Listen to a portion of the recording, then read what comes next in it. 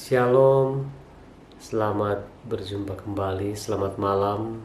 Saya ucapkan bagi kita sekalian pada malam hari ini. Kita bersyukur untuk kasih Tuhan yang boleh kita alami di dalam kehidupan kita. Pada saat ini kita bersama-sama akan memuji dan mengagungkan nama Tuhan.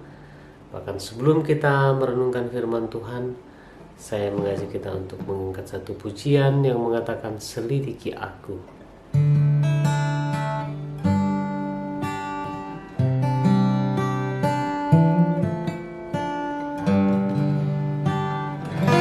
Selidiki aku,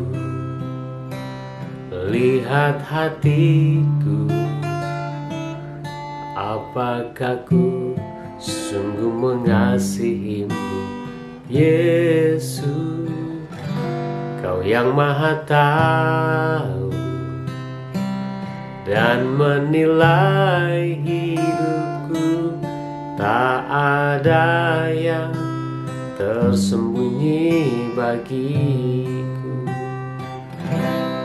Laku lihat kebaikan-Mu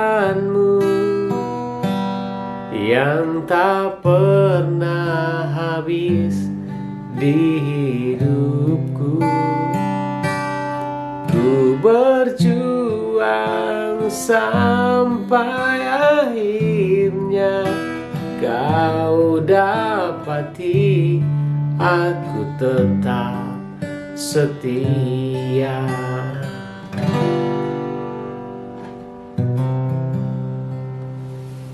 Mari kita berdoa.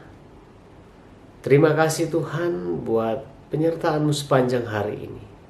Engkau telah memelihara kehidupan kami. Engkau telah memberkati kami.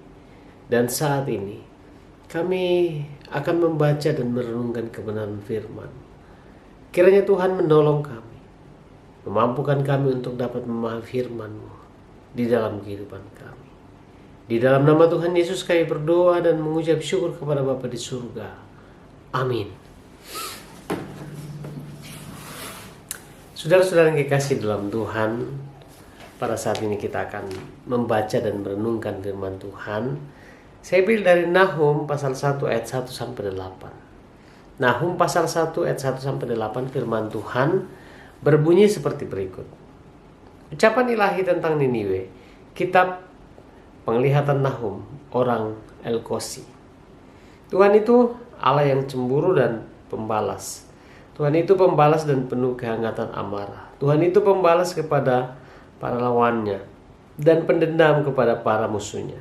Tuhan itu panjang sabar dan besar kuasanya, tetapi Ia tidak sekali-kali membebaskan dari hukuman orang yang bersalah. Ia berjalan dalam puting beliung dan badai, dan awan adalah debu kakinya. Ia menghardik laut dan mengeringkannya, dan segala sungai dijadikannya kering. Basan dan Karmel menjadi merana dan kembang Libanon menjadi layu. Gunung-gunung gemetar terhadap Dia dan bukit-bukit mencair. Bumi menjadi sunyi sepi di hadapannya. Dunia seperti seluruh penduduknya. Siapakah yang tahan berdiri menghadapi geramnya? Dan siapakah yang tahan tegak terhadap murkanya yang menyala-nyala?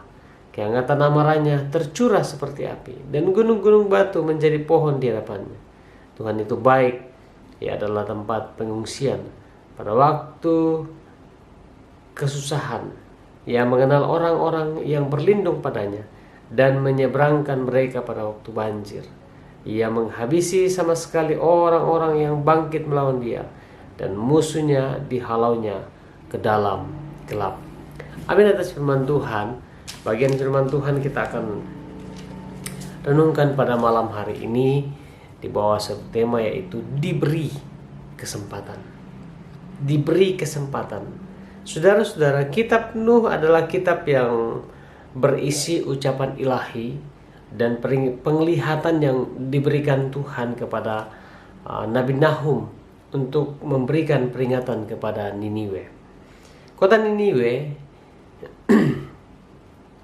ibu kota kerajaan Asyur yang besar itu, sekali lagi mendapat peringatan dari Nabi Tuhan Itu supaya penduduknya bertobat dari segala kejahatan yang mereka lakukan di dalam kehidupan mereka.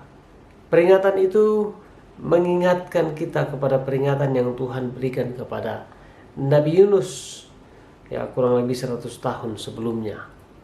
Kini peringatan itu muncul lagi karena mereka kembali melakukan kejahatan yang dahsyat di mata Tuhan. Mereka banyak melakukan penumpahan darah, ya, kebohongan, perampasan, dan ya, penerkaman yang tidak pernah berhenti. Itu dalam Nahum pasal 3 ayat 1. Saudara-saudara, dalam kondisi seperti itu, Nahum menyatakan tentang identitas Tuhan. Ya, Tuhan adalah Allah yang membenci penindasan, membenci segala bentuk kejahatan. Ya, pasti akan marah terhadap semua orang. Semua orang yang melakukan adalah musuh Allah. Ya. Tuhan membenci orang yang melakukan kejahatan. Dan ayat 1 ayat kedua, orang yang melakukan kejahatan adalah musuh Allah sendiri. Ia akan menghukum siapapun yang melakukan penindasan dalam ayat yang ketiga B. Dan di dalam perikop ini digambarkan betapa dahsyat, betapa hebat, betapa besar murka Allah itu bisa terjadi di dalam ayatnya keempat sampai dengan 5. Tetapi saudara-saudara, meskipun demikian, Tuhan juga adalah Allah yang panjang sabar dan baik. Sebelum ia marah, sebelum ia murka, dan sebelum ia menghukum, Tuhan selalu memberi kesempatan, memberikan kesempatan kepada manusia untuk bertobat, memberikan kesempatan kepada kita untuk bertobat, meninggalkan setiap perbuatan buruk kita di hadapan Tuhan. Ya, saudara-saudara yang kekasih di dalam Tuhan, melalui firman Tuhan ini kita bersyukur bahwa kita diingatkan bahwa dalam perjalanan kehidupan kita, Tuhan memberikan kita kesempatan, Tuhan memberikan kita waktu untuk bertobat dan hidup di dalam pertobatan. Saudara-saudara yang kekasih dalam Tuhan, jikalau Tuhan akhirnya menghukum, ya, maka itu biasanya adalah tindakan paling akhir yang harus dilakukan karena kekerasan hati manusia, karena keburukan moral manusia yang tidak mau mendengarkan peringatan Tuhan, yang tidak mengindahkan nasihat Tuhan, ya, di dalam kehidupannya. Ya, dan itu semua terjadi karena Tuhan tidak pernah dan tidak akan pernah tinggal diam ketika kejahatan dan kekejian terjadi di dunia ini. Tuhan tidak akan pernah tinggal diam. Di mana ada kejahatan, maka di situ Tuhan akan menyatakan murkanya. Ia pasti akan bertindak dengan keadilannya. Ya, dan dikatakan orang benar akan selamat, sedangkan musuh Allah akan diusir ke dalam kegelapan. Saudara-saudara yang dikasih dalam Tuhan, sejahat apapun kita, seburuk apapun kita, Tuhan akan memberikan kesempatan bagi kita untuk bertobat dan hidup dalam pertobatan. Bagaimana dengan kita?